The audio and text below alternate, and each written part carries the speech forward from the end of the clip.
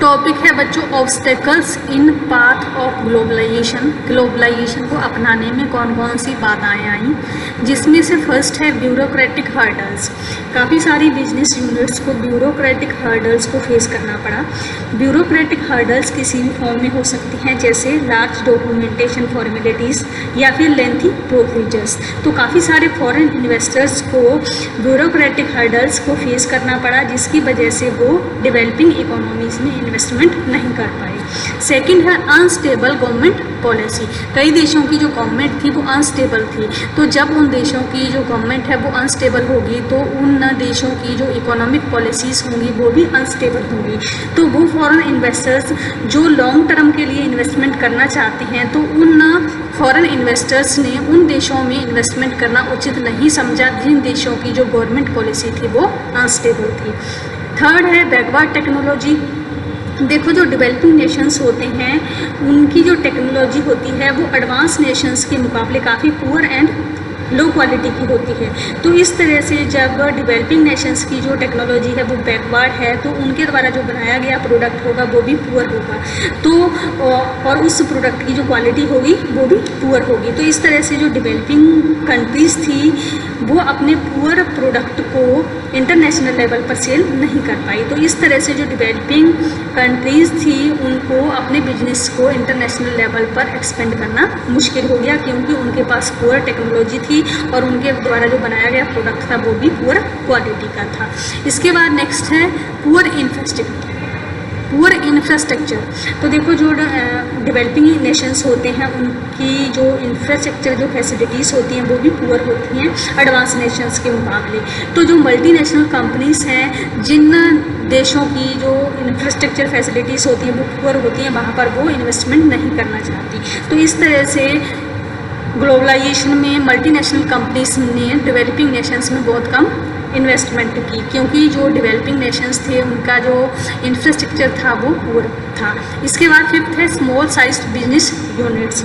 ज़्यादातर जो developing Nations होती हैं उनकी जो बिजनेस यूनिट्स होती हैं वो मतलब स्मॉल साइज़ की होती हैं। तो ये जो स्मॉल साइज जो बिजनेस यूनिट्स होती हैं वो ज़्यादातर लोकल या फिर रीजनल लेवल पर ही ऑपरेट होना चाहती हैं, मतलब अपना बिजनेस करना चाहती हैं। तो ये जो स्मॉल साइज बिजनेस यूनिट्स होती हैं वो मतलब इंटरनेशनल लेवल पर बिजनेस करने के बारे में सोचती ही नहीं है। इसके बाद सिक्स्थ है लैक ऑफ ग्लोबल विजन। देखो जो डेवलपिंग नेशंस होते हैं उनके कुछ ही बिजनेस यूनिट्स जो हैं वो ग्लोबल विजन रखती हैं, मतलब ग्लोबल लेवल पर बिजनेस करने का जो एम है वो रखती हैं। तो इस तरह से ज़्यादातर डेवलपिंग नेशंस के जो बिजनेस यूनिट्स हैं वो अपने जो बिजनेस करते हैं वो लोकल लेवल पर या फिर नेशनल लेवल पर ही करते हैं। तो इस तरह से जो डेवलपिंग नेशंस हैं उनमें मतलब ग्लोबल विजन की कमी रहती है। इसके बाद नेक्स्ट है इंक्रीजिंग ग्लोबल कॉम्पिटिशन। ग्लोबलाइजेशन के आने से जो कंपटीशन था वो बढ़ गया, तो जो डेवलपिंग नेशंस थे वो मतलब इस कंपटीशन को इजीली फेस नहीं कर पाए, क्योंकि ग्लोबल लेवल पर जो प्रोडक्ट थे वो बेटर क्वालिटी के थे, बट जो डेवलपिंग नेशंस थे उनका जो प्रोडक्ट था वो पुअर क्वालिटी का था, बैकवर्ड टेक्नोलॉजी का था। तो इस तरह से डेवलपिंग नेशन जो थे वो उस ग्लोबल कंपटीशन को फेस नहीं कर पाए। इसके बाद लास्ट है इसका tariff and non tariff barriers imposed by the developed Nations. जो टैरिफ का मतलब होता है क्वालिटेटिव रिस्ट्रिक्शंस जैसे एक्सपोर्ट ड्यूटीज, इम्पोर्ट ड्यूटीज़। इसी तरह से नॉन टैरिफ बैरियर्स का मतलब होता है क्वांटिटेटिव रिस्ट्रिक्शंस लगाना, जैसे क्वाटा फिक्स कर देना। तो डेवलप्ड नेशंस क्या करते थे, डेवलप्ड नेशंस जो थे वो मतलब इंपोर्ट पर एक्सपोर्ट पर tariff and non tariff barriers लगा देते थे। तो इन सभी कारण ये जो सभी रीजंस थे इन्होंने मतलब ग्लोबलाइजेशन को अपनाने में ऑब्स्टेकल्स को क्रिएट किया। इसके बाद नेक्स्ट है नीड फॉर फेयर ग्लोबलाइजेशन। भी मतलब फेयर ग्लोबलाइजेशन की ज़रूरत क्यों पड़ी। तो देखो जैसा कि हमने पढ़ा ग्लोबलाइजेशन के एडवांटेजेस एंड डिसएडवांटेजेस पढ़े, जिसमें मतलब ग्लोबलाइजेशन के आने से जो लेबर था उसका एक्सप्लॉयटेशन होने लगा। इसके अलावा काफ़ी सारी जो स्मॉल स्केल इंडस्ट्रीज़ थी वो बंद हो गई। तो ये हुआ भी मतलब सभी इकोनॉमीज़ में मतलब जो है फेयर ग्लोबलाइजेशन होना चाहिए। फेयर ग्लोबलाइजेशन का मतलब सभी देशों को जो है इक्वल अपॉर्चुनिटीज़ जो है ग्लोबलाइजेशन से मिलनी चाहिए। तो इसके लिए फेयर ग्लोबलाइजेशन के लिए कुछ मेजर मेजर्स जो थे वो अडॉप्ट किए जाने चाहिए, जिसमें से फर्स्ट है strict implementation of labour laws. भी मतलब लेबर लॉस को स्ट्रिक्टली इम्प्लीमेंट किया जाना चाहिए, मतलब जो लेबर है उसका एक्सप्लोटेशन नहीं होना चाहिए, इस तरह के प्रोविज़न लेबर लॉ में रखे जाएँ। इसके अलावा उनको फेयर वेजेस मिलनी चाहिए, गुड वर्किंग कंडीशंस मिलनी चाहिए, इसके अलावा उनको जॉब सिक्योरिटी मिलनी चाहिए। तो इस तरह के जो प्रोविज़न्स हैं वो लेबर लॉस में लाए जाने चाहिए।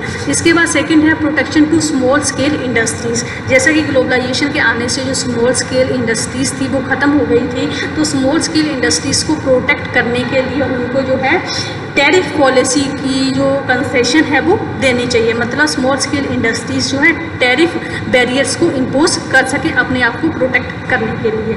इसके बाद थर्ड है negotiations at WTO platform for more benefits. ये क्या कहता है भी जितने भी जो डेवलपिंग नेशंस हैं उनको WTO प्लेटफॉर्म पर ज़्यादा बेनिफिट लेने के लिए जो है नेगोशिएशंस करनी चाहिए। जैसे जो डेवलपिंग नेशंस हैं उनको डेवलप्ड नेशंस से tariff and non tariff concessions मिलनी चाहिए। इसके बाद लास्ट है पब्लिक कैंपेन्स एंड डेमोस्ट्रेशंस। ये क्या कहते हैं, जो भी मतलब पब्लिक है उसको मतलब कलेक्टिवली इकट्ठा होकर मतलब आवाज़ उठानी चाहिए, जो भी डेवलप्ड नेशंस या फिर मल्टीनेशनल कंपनीज के द्वारा उनके साथ जो अनजस्टिस किया जाता है।